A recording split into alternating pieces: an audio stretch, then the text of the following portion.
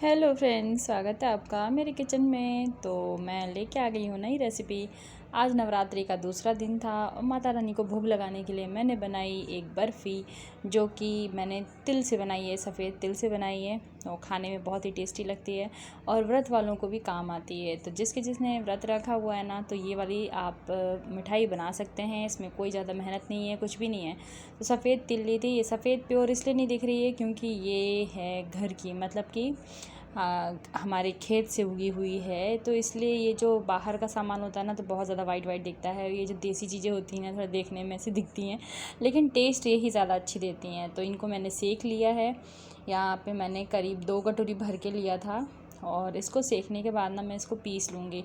तो मैंने सोचा है, अभी तक का मेरा ये था कि मैंने सोचा है कि मैं माता रानी को ऐसी कुछ चीज़ें हर रोज़ भोग लगाऊंगी, जिससे ना व्रत वालों का काम भी चल जाए और भगवान को भोग भी लग जाए, मतलब माता जी को भोग भी लग जाए।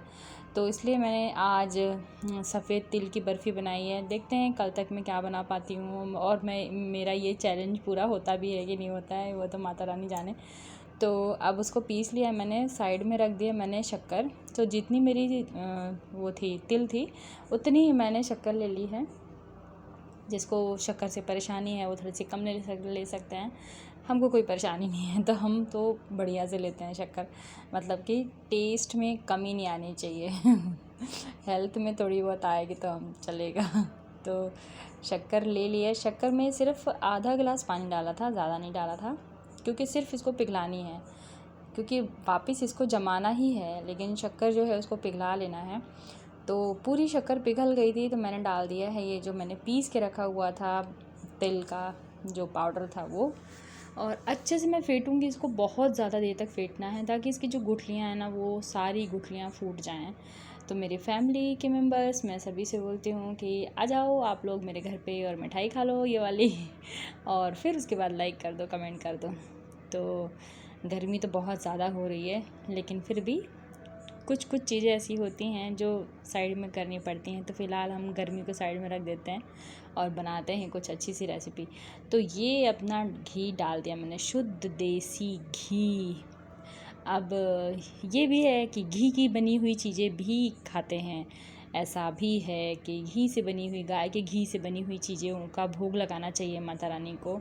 तो मैंने इसमें घी भी डाल दिया। ऐसा नहीं है कि मतलब घी डालना ज़रूरी नहीं है, माता रानी के लिए ही लगा रहे हैं। इसमें घी डालने से ना बहुत बढ़िया टेस्ट आता है, तो मुलायमपन आ जाता है, जैसे कड़क नहीं लगती है। और ये वाली जो बर्फ़ी मैं बना रही हूँ ना, ये बहुत दिनों तक चलती है, मतलब कि जल्दी से ख़राब नहीं होती है। मैं थोड़ा ज़्यादा इसको सुखाऊंगी ताकि ये बहुत दिनों तक चले। और ऐसे खुशबू आ रही है जैसे कि जनवरी फरवरी वाली जो ठंड होती है ना, मकर संक्रांति वाली फीलिंग आने लगी मुझे ये बनाते बनाते, क्योंकि उसी समय इन सब चीज़ों का बहुत ज़्यादा महक रहती है पूरे घरों में। तो ये अब लगभग तैयार हो चुका है, देख लीजिए आप लोग, ये साइड से जमना स्टार्ट हो गया है।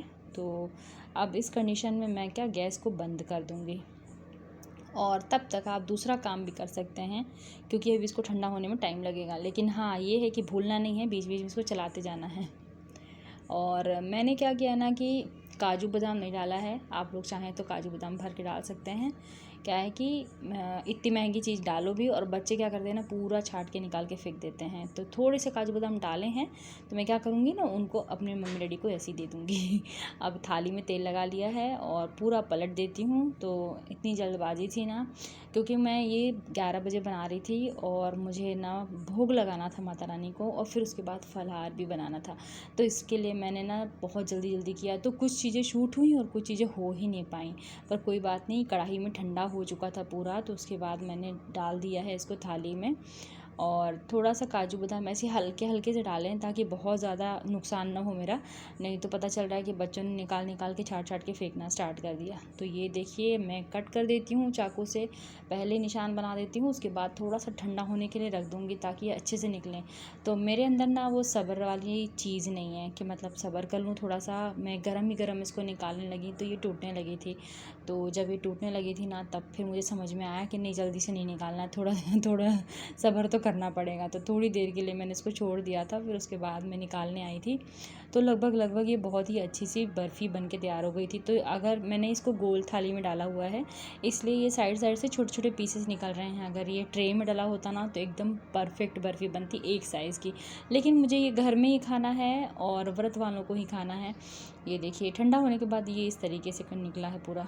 और हाँ, घर में ही खाना था, इसलिए मैंने इसको थाली में ही जमा दिया। तो वीडियो कैसा लगा ज़रूर बताइएगा। लाइक शेयर सब्सक्राइब कमेंट कर दीजिएगा, और जो फेसबुक पे देख रहे हैं वो फॉलो कर दीजिए प्लीज़। जो मेरे फ्रेंड्स लोग हैं वो भी फॉलो कर दीजिए, क्योंकि पहले फ्रेंड रिक्वेस्ट भेजी थी, अब नहीं। पहले जो फ्रेंड लोग हैं अब वो लोग फॉलो कर दीजिए, क्योंकि पहले ये मेरा फेसबुक का था, मैंने बाद में फिर इसको ना पेज बना दिया, तो इसलिए अब आप लोग उसको फॉलो कर दीजिए। फॉलो करने से थोड़ा सा मेरा फ़ायदा हो जाएगा, है ना। तब तक फिर मिलते हैं दूसरे वीडियो पे, और आप लोग ये बर्फ़ी इंजॉय कीजिए, और comment like share subscribe follow भी करते ही जाइए। तब तक मिलते हैं दूसरे वीडियो पे। बाय बाय, जय माता दी।